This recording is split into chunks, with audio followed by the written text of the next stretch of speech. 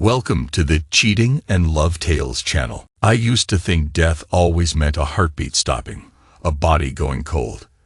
Now I know you can die while you're still breathing. I didn't feel the pain right away. I think that was the strangest part. People assume betrayal pierces you instantly, like a bullet. But for me, it was almost numbness at first. Like I was standing outside of myself, watching a life I'd carefully built slide into chaos. Days passed, and I carried on with a vague sense that something wasn't right, like an itch at the back of my skull. But I kept telling myself it was just stress. My job, the new house, the pressure to keep it all afloat. Then we went to that festival. Third night. Emily looked so bright under the colored lights, her hair catching the glow of lanterns, her shoulders relaxed in that summertime air. I remember trying to hold her hand, but she pulled away, eyes scanning the crowd. No anger on her face, just distance. She was there, but not with me. And I didn't feel pain, not yet. I was too busy wondering what was happening to us, too desperate to deny the creeping dread. The first 2 nights, I chalked her frequent disappearances up to her being social. Maybe she was meeting new people, exploring the stands, sampling weird festival foods. Emily always had an artistic streak, so I figured she might have found the craft booths or made friends with some local artisans. But on the 3rd night, I saw the shift. She spoke even less, her words turning into half-hearted nods or short answers. And she smiled more. Only I noticed that smile didn't come my way. She was turning her head, looking for someone else in the throng. When she did talk, she avoided my eyes. Even her laughter seemed foreign. It was later, when I watched her slip away for another hour, that the numbness started to fade, replaced by a dull ache in my gut. So I drifted after her in the crowd. I told myself I just wanted to see if she was safe, that it was a big festival with thousands of people. A few times, I caught a glimpse of her silhouette weaving through the stands, that chestnut brown hair in a loose ponytail, the floaty top that made her look effortlessly graceful. I kept losing her and then spotting her again. Finally, I saw exactly what I didn't want to see. She wasn't alone. They were off by the stage lights, half hidden behind a tall partition that shielded backstage workers in gear. He was a volunteer there, Brian, I would later confirm. He wore a pass on a lanyard, carried some official-looking clipboard. But in that moment, all I noticed was the way his hand settled on her waist. Emily's face was turned upward, eyes lit with that excited, flirty expression I hadn't seen in years. She leaned closer, her hand drifting to his chest, fingers curling into his shirt. And there was a moment, maybe 2 seconds, that I saw them brush lips. It wasn't a full-on kiss at first, more like a test to see if the world would let them. Then their lips met. She tilted her head. His arms tightened around her. It wasn't the kind of uncertain fling you see in soap operas. This was practiced, familiar, comfortable. I felt my throat clench. And just like that, the bullet hit. The bullet I'd been ignoring. My chest tightened, my heart hammered, but the real sting was slower, more insidious. A breath caught in my lungs, and for a second, I thought I'd pass out. All the lights around us, the laughter of strangers, the music pounding in the distance, it all seemed to merge into a dull roar. I stumbled back, losing my vantage point. I can't say I'd fully processed what I saw. But I knew I was on the outside looking in at a moment I was never meant to witness. I didn't confront them then. I couldn't. My knees felt hollow, like they might buckle if I took 1 step forward. Instead, I turned around, stuffed my hands into my pockets, and walked off into the crowd. I told myself not to cause a scene, that I should keep my dignity, that I needed proof. Because a part of me, the rational side, refused to believe it. I tried to frame it in my mind as a misunderstanding. Maybe I saw something at a strange angle. A trick of the light. But deep down, I knew that was a lie. I was lying to myself. Again, refusing to feel the pain. We drove home the next morning. Emily was quiet, head turned to the window. She wore a trace of a smile, but not the kind that reaches the eyes. I remember searching her face for any glimmer of remorse or guilt. She didn't even look at me when we stopped for gas, just fiddled with her phone. By the time we got back to the house, exhaustion clung to us both. She said she was going to unpack, then promptly retreated to the bedroom. The next few days were a strange dance of denial. I'd see her phone light up with messages. She'd tilt the screen away, her lips curling in that slight grin.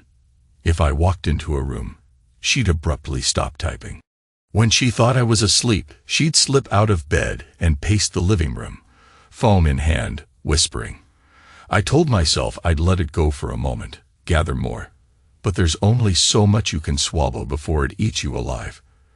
That's when I started counting everything. I took note of the hours she disappeared. I started memorizing her route whenever she left the house for work or to pick up groceries. She wasn't the type to be sloppy, but every slip she made felt like a tiny spike in my chest.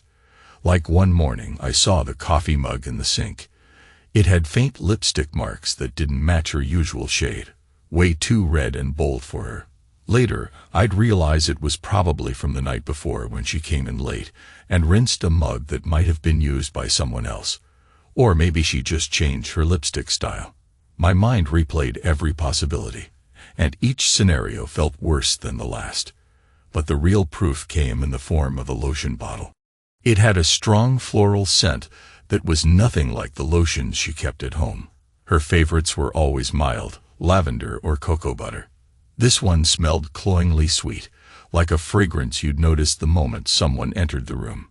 She stuffed it in her bag, not even bothering to hide it at the back of a closet. I saw it wedged between her passport and a one-way ticket to San Diego. A one-way ticket.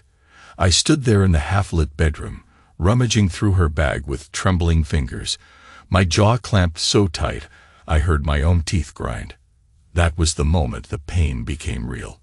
The bullet from the festival had been tearing at me, but now it was digging deeper, twisting into my gut. Maybe it was guilt, or the false sense that somehow this was all my fault. Maybe I'd driven her away with long work hours, with my predictable routine, with my inability to surprise or excite her anymore. But another voice inside me whispered that I couldn't let her break me. That if she was going to destroy our marriage, I needed to show her that I wasn't so easily crushed. I left the bedroom, found a scrap of paper, and scrawled a note. I placed it on the windowsill, where she often stood silently after we argued. My note read, "Here you kept silence so you wouldn't have to lie." I didn't sign it, didn't add any flourish, just left it there. The next morning, Emily found it. I watched from the doorway as she read my words. She glanced around, confusion flickering across her face. She looked at me, opened her mouth as if to speak, but then clamped it shut. We locked eyes. I saw fear, or maybe it was shame. She set the note aside and walked away without explanation. I carried on with my day, heading to work, letting the tension simmer. When I got back, I posted another note in the bathroom. "Here you washed off someone else's touch." That one, I taped to the mirror. I imagined her standing there, seeing her own reflection above those words, confronting what she'd done. But I wanted more than quiet shame. I wanted answers. I noticed she was trembling during dinner. She stirred her soup, but barely took a sip. I asked her how her day was. She gave a one-word reply. "Fine." Her knuckles were white around the spoon. My heart hammered in my chest, yet I kept my voice calm, composed, deliberately even. "Emily," I said, and she looked up. "Is there something you need to tell me?" She set the spoon down. "Why are you asking me like that?" "Because," I said, "you've been distant." Her eyes darted away. I heard the quickening of her breath. But she just stood and cleared the bowls without answering. I let her walk away, feeling a rush of anger rising in my chest. But I kept it in check. Aggressive, controlled. That's how I wanted to handle this. If I exploded, she'd call me irrational. If I stayed calm, she'd know she couldn't hide behind excuses. Nightfall arrived with a tense silence hanging over the house. I waited until she went to bed. Except she didn't. She stayed up in the living room, phone in hand, scrolling, typing. Now and then, I heard her exhale sharply. On impulse, I crept down the hallway. Part of me wanted to eavesdrop on a phone call, maybe catch a name. But she was just typing messages. I retreated to my office and paced, my eyes fixated on the clock. Around midnight, she finally turned off the lights. The next day, I planted a final note in the bedroom. Here we both lied. I wrote that because I realized my silence had become its own deceit. I pretended we were okay, that I was ignorant. But I was complicit in the lie, letting her go on thinking she could get away with it. That evening, I confronted her while she was unpacking her bag, probably rearranging the lotion and that passport, maybe checking the date on the plane ticket. I sat down at the edge of the bed, inhaled slowly. "Emily," I said, voice flat, "how convenient is it that he's a volunteer?" She froze. Slowly, she turned, eyes wide. "What? What do you mean?" I felt my jaw tighten. "Repeat that," I said quietly, fishing for her reaction. She swallowed. "What do you mean?" I nodded, as if I was mentally recording her words. "I mean Brian," I said. "You remember him, right? The one who gave you that sweet-smelling lotion. The one you kissed at the festival. The one who's texting you at midnight." Her face went pale. She opened her mouth, then closed it. Finally, she stammered. I wanted to figure things out." "Figure things out," I repeated, glaring at her. "So you've been working on that how long?" "A month. 2. 3. You tell me." Tears began to form in her eyes. She grabbed a handful of clothes from the suitcase as if to shield herself. "It's not like that," she said, voice trembling. I held up a hand. "No. Let's get him on the phone, shall we?" I turned my phone to speaker mode, typed in his number. Yes, I'd looked it up. The device rang. Once, twice. Then a click. A hesitant hello. On the other end, Brian. My voice trembled for just a fraction of a second, but I steadied it. "Does my wife satisfy you?" Silence. I heard a faint rustling. Maybe he was shifting in place. Emily's eyes filled with horror. "David," she whispered, "don't do this." "No," I said, pressing on the phone. "Answer me, Brian. Are you enjoying this? You like messing around with a married woman?" He didn't speak. I heard his breathing. Then a click, and the call dropped. Emily sat on the bed, her shoulders slack, tears trailing down her cheeks. I forced myself not to look away. She shook her head. "I wanted to." "Repeat that," I said again, the same cold tone, the same demand for clarity. I was trembling inside, adrenaline coursing through me. This was my confession, in a way. I couldn't believe this was my life, but I had to see it through. She sobbed quietly. "I wanted to understand what I felt. You and we drifted. I needed." My voice hardened. "You needed a one-way ticket. You needed some lotion that stinks of cheap candy. You needed his hands on you at the festival." I watched her flinch at each accusation. My chest felt tight, but I pushed forward, my anger fueling me, each word like a hammer on cold steel. She tried to stand, but her legs wobbled. "Let me explain, please." I got to my feet, sending clothes tumbling from her suitcase. That's when I saw them. A pair of unfamiliar lace underwear, folded neatly among the rest. Another small piece of trust shredded. I grabbed them, let them fall onto the carpet. "Explain, then," I said, my voice dangerously calm. "Tell me about these, or how about this lotion?" I fished the bottle from her bag, tossing it onto the floor. The smell wafted up, nauseatingly sweet. Emily choked on her words. "David, Repeat that," I said, though this time my voice cracked. Tears threatened my composure, but I blinked them back. "Don't stammer. Be clear. Tell me how you decided our marriage was disposable." She shook her head, silent. And in that silence, I realized something. She wasn't fighting for me, or for us. She was just consumed with guilt, or fear, but not the fear of losing me, more the fear of being found out. The worst part wasn't even the betrayal. It was the numbness in her eyes, the sense that she'd already mentally packed her bags.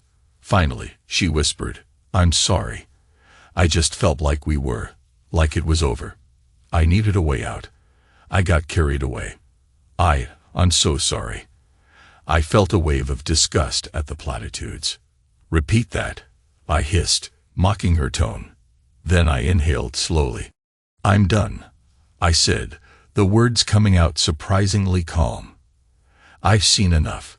I crouched down, took the contents of her bag, the underwear, the lotion, the scraps of my trust, and let them tumble onto the carpet.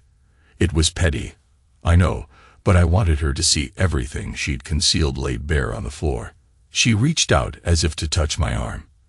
I stood, stepping back. "Don't," I growled. "I don't need your sympathy now. I needed your honesty before." She said nothing. Her tears came in sobbing gasps, but she made no move to stand, no move to hold me or beg forgiveness. Part of me wanted her to try. Another part of me was glad she didn't, because I was too far gone to accept it. I left. I walked out of the bedroom, out of our apartment, hardly noticing the crisp Seattle night air hitting my face. I found myself in the hallway, the dull hum of a neighbor's TV trickling through the walls. She called after me, her voice echoing in the corridor. "David, please." But I felt nothing but a grim finality. At the door, I took my key off my keyring. It felt strangely heavy in my hand. I set it on the floor just inside the threshold, pulling out a pen to leave my final note on the back of an old envelope. "Here we stop being us." I dropped the note beside the key. My hand trembled, not with sorrow, but with a kind of resolute fury. And then I was gone. I heard her voice behind me as the door clicked shut, a muffled cry that turned into a wail. But all I could think was how numb I felt again, like my heart had died on the floor next to that note, and I was just a shell walking away. I drove endlessly through the city, the neon, and the streetlights painting streaks across my windshield. Everything looked surreal. My chest felt hollow, like I wanted to scream but nothing would come out. I kept glancing at my phone, half expecting Emily to call, to leave a message, something. She never did. It was almost a relief. Indifference is colder than hate, though. She wasn't chasing me. She wasn't storming my phone with apologies. She just let me go. I checked into a motel that night. The room smelled stale, the bedspread a hideous floral pattern. I collapsed on the mattress and stared at the ceiling. The quiet was deafening. 1,000 memories rushed in at once. Our wedding day. She'd worn a vintage lace dress. Our first apartment. Bare walls but so much laughter. Late-night coffee runs. Painting the kitchen cupboards. Dancing in the living room on our anniversary. All that life we built, now overshadowed by a single moment of betrayal. The numbness gave way to something else, a false sense of guilt. I thought maybe I'd failed her. Maybe I drove her into his arms by not being enough. Fun enough. Spontaneous enough. Strong enough. My mind spun in a loop, picking at scabs of the past. I started to wonder if I'd missed signs that she was unhappy for a long time. Days turned into a blur. I returned to work, robotically going through motions. My colleagues noticed I was off, but nobody pressed. Emily sent a few texts, short, confused apologies. She asked if we could talk about next steps, as if our marriage was just some business contract that needed renegotiation. I ignored her messages. Instead, I spent my downtime thinking about how to confront Brian directly. But some part of me realized that would do no good. I already cornered him on that call. He'd only stutter or hang up again. It wouldn't bring me closure. Closure was something I had to give myself. So I leaned into anger. I told myself I wouldn't break. I'd track down every detail, gather every shred of truth, and lay it all bare, maybe in court, maybe just for my own twisted satisfaction. I wanted her to feel regret. I wanted him to lose the smug grin I'd seen in the shadows of the festival. I wanted them both to know that I wasn't the weak, clueless husband they imagined. Then something changed. I realized that the worst thing about betrayal wasn't the fact she'd slept with someone else. The worst thing was the emptiness. The flat, hollow stare in her eyes. The dull resignation when I confronted her. The sense that she just didn't care, or had stopped caring long ago. That's when guilt turned into heartbreak. Heartbreak turned into fury, and fury gradually turned into a cold acceptance. If she'd loved me at all, she wouldn't have watched me walk away like that. If Brian cared about her deeply, he wouldn't have hung up. She was chasing illusions, and so was he. I started writing letters to no one in particular, half confessions, half rants. I'd get home from work, set my phone aside, and scribble my thoughts in a notebook. I talked about how I felt dead inside, how I wanted to scream at the universe for letting me invest so many years in a marriage only to watch it crumble. I wrote about my father's watch, the one he gave me after I graduated college, how I used to think it symbolized stability. Now I refuse to wear it because it reminded me of the day Emily pinned my graduation pin to my gown. Memories that once gave me pride now made me sick. I wrote these letters sometimes into the early morning, until I drifted off in the cramped motel bed. Occasionally, I'd drive by the old house. I'd see the lights on. Once, I spotted a silhouette behind the curtains. Maybe it was her, maybe it was him, or maybe it was all in my head. I never stopped, never knocked on the door. I guess a part of me wanted them to wonder if I was out there, waiting, plotting. In truth, I couldn't stand the sight of it anymore. We used to host barbecues in the backyard, for God's sake. We used to celebrate 4th of July with sparklers on the lawn. Now the sight of that porch light made me nauseated. I shifted my anger into a more precise weapon. I thought about revenge, some grand gesture that would show them both they'd messed with the wrong man. Burning her possessions, posting her secrets on social media, humiliating Brian in front of his festival crowd. My mind ran wild with vengeful possibilities. Yet every time, I paused. Because what was the point? Indifference can't be shattered by theatrics. They'd shrug it off or call me insane. So I planned something quieter, something I found more satisfying. I waited. I let her texts accumulate. She began calling sporadically, leaving half-pleading voicemails asking to talk. She said she'd move out of the house if that's what I wanted, or if I needed to come by to pick up anything. Her voice sounded drained, hollow. I let them pile up unanswered. My aggressive control was fueled by the image of her confusion, the way she might flinch each time she checked her phone for a reply that never came. Meanwhile, I paid for a private detective, just a short engagement, a few weeks. It was petty, but I wanted official evidence of the affair, something she couldn't deny in court if we ended up going that route. The detective came back with plenty of pictures. Emily meeting Brian at a coffee shop, Emily climbing into his car, Emily emerging from his apartment building in the early morning. It didn't break me to see them together. It only made me more certain of my path. I pinned those photos to the inside of a folder, labeled them with dates. A twisted chronicle of her disrespect. A full month after I walked out, Emily sent me a long email. She apologized for the confusion and said she realized we owed each other closure. She admitted to the affair, tried to blame it partly on me for being distant and on Brian for being so convincing. She didn't mention love. Not once. She ended the email by saying she'd be staying in Seattle for a while. But there was also that plane ticket to California she still might use. She asked if we could talk about dividing the apartment, the finances, the possessions. I could almost taste her detachment, the way she framed our marriage like a defunct business. I clicked print, folded the email, and tucked it into the folder alongside the detective's photos. It was time. Time to see her face to face, but not to reconcile.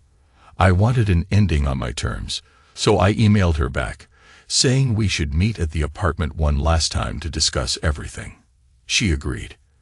The next day, I took off work early, braced myself for what would follow. Standing at the threshold of the old apartment, I noticed how my key was gone. Of course, it was still lying on the floor inside somewhere, next to that note I'd left. I knocked. The door swung open. Emily stood there, eyes rimmed with dark circles, hair pulled into a messy bun. She looked smaller. For a moment, the sight of her like that, looking vulnerable, made my chest tighten. But I clenched my teeth. Aggressive control. No pity. She stepped aside to let me in. The living room felt half empty. Some furniture gone, pictures missing from the walls. A large stack of boxes sat near the doorway. "I've been packing," she said softly. "I thought you might want some of our things." I said nothing. Instead, I reached into my jacket, pulled out the folder. I tossed it onto the coffee table, letting it fan open. Photos spilled out, her and Brian, arms around each other, or Brian leaning in to kiss her cheek, timestamps clearly visible. She inhaled sharply, covering her mouth. "David, I didn't know you." "Save it," I cut in. "I don't need your explanation." Her gaze fell to the floor. "Why did you bring these?" I shrugged. "Because I wanted you to see that I know everything. The coffee shop, the nights at his place, all of it. Don't bother lying anymore." She moved toward the table, fingertips brushing one of the photos. Her voice quivered. "Look, we can finalize the divorce if you want. I mean, that's where this is heading, right?" I nodded. "Yes. But first, I need something from you." Her eyebrows knitted together. "What?" I sat on the edge of the couch, maintaining eye contact. "Say it plainly. No half measures. Tell me you never loved me. Or if you did, that you don't anymore. Tell me that you'd rather be with him." "I want the truth," spelled out. "I've earned that much." Her lips trembled. She closed her eyes. For a moment, I thought she was going to fling herself into some desperate apology. Instead, she opened her eyes, tears rolling down her cheeks. "I did love you," she said softly. "But I needed something else. I'm sorry, David. I really am. Not enough." I felt the anger stirring. "Tell me exactly what I asked." She swallowed. "I don't love you now," she whispered. "I'm sorry." A heavy silence fell. I nodded, letting the words sink in. It hurt, but it also strangely set me free, like pulling out a rusted nail so a wound could finally heal. For a moment, I couldn't speak. The bitterness in my throat was tangible.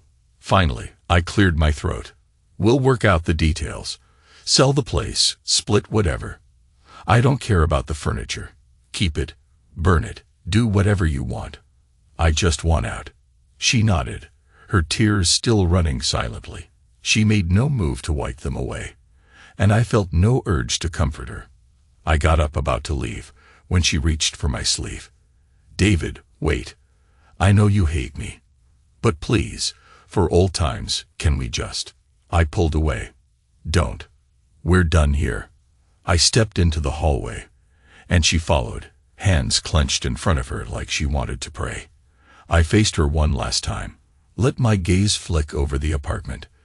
"This was supposed to be our home," I said, almost to myself. "Funny how quickly it's all gone." She looked down. "If I could change—" "You can't," I said, turning my back. "It's too late. We both died in here a long time ago." With that, I left. I heard her stifled sob behind me, but I didn't turn around. I made my way down the stairs, my heart pounding, adrenaline coursing through me. I'd been preparing for that moment since the night I walked out, and it was done. The next few weeks moved quickly. I met with a lawyer, set the divorce in motion. Emily signed papers, or so my lawyer said. I avoided direct contact with her, letting the professionals handle the rest. When the divorce was final, the ring felt like a dead weight on my finger. I took it off and placed it in a small wooden box. The last symbol of a vow I took seriously, apparently alone. Then, a curious sense of liberation mixed with grief. Some nights, I felt a pang of longing for the simpler days, a yearning for the Emily who used to sneak up behind me in the kitchen and kiss my neck. Other nights, I was overwhelmed by bitterness, replaying the festival scene in my head, her body pressed to his. But as time wore on, I started to find my footing. I cut ties with old routines. I moved into a new place, a tiny studio near the water, where the hush of the bay lulled me to sleep. I blocked her number, trashed old photos, did everything in my power to outrun the memories. She left me a voicemail once, using another phone, maybe a friend's, because I'd blocked her main number. I listened to it out of morbid curiosity. She said she was sorry, that she hoped I'd find happiness again, that she was leaving Seattle soon. The next day, I blocked that number too. Eventually, my father passed away. Not unexpectedly. He'd been sick. But it drove home the realization that life is fragile and fleeting. I traveled back to Idaho for the funeral. Standing by his graveside, I felt a new wave of regret that I couldn't introduce him to a future daughter-in-law or bring him the joy of grandchildren. I couldn't show him that I'd made my marriage work, but maybe it's better he didn't see me go through the betrayal. Sorrow weighed me down, but it felt different from the searing heartbreak I'd known with Emily. This was a natural grief, untainted by infidelity or deception. It had a raw purity. I cried at his funeral, truly cried, for the first time since I walked out on her. When I got back to Seattle, I found an envelope in my mailbox, a single photograph inside. The two of us, Emily and me, from years ago, arms around each other, big smiles on our faces at some summer cookout. No note attached, just that photo. I stared at it for a long time, trying to remember if we were truly that happy or if it was all an illusion. Finally, I tore it in half and threw it in the trash. Not out of anger, but because I needed to move on. I didn't want to live in pictures of a life that no longer existed. Time crawled forward. I delved into new habits, fishing on weekends, fixing up an old guitar. I even took a trip to the coast, watched the Pacific crash against the rocks, let the wind whip around me until my face stung. Standing there, I felt the ghosts of bitterness start to recede.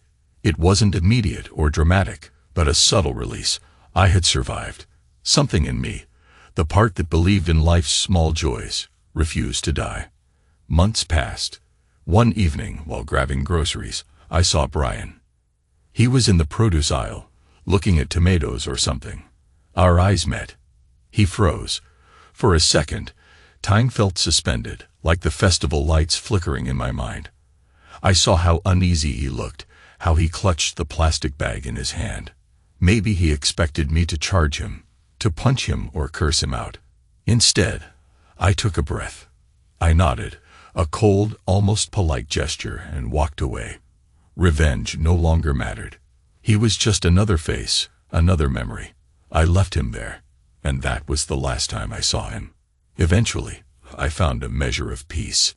Not the blissful ignorance of the past, but a calm acceptance that some stories have to end. Sometimes, what kills us is not the blow itself, but the indifference that follows. Knowing someone you loved could watch you break without a flinch. Yet, somehow, I'm still here. And I'm still breathing, which means I'm not done living. Betrayal might have changed me, but it didn't bury me. It taught me a harsh lesson. There are worse things than death, and one of them is giving up on yourself when someone else walks away. Every now and then, a stray memory of Emily surfaces, her laugh echoing in a quiet room, or the scent of her favorite coffee. It might always be that way. But I'll keep going, because I'm still alive, even if a piece of me died that night.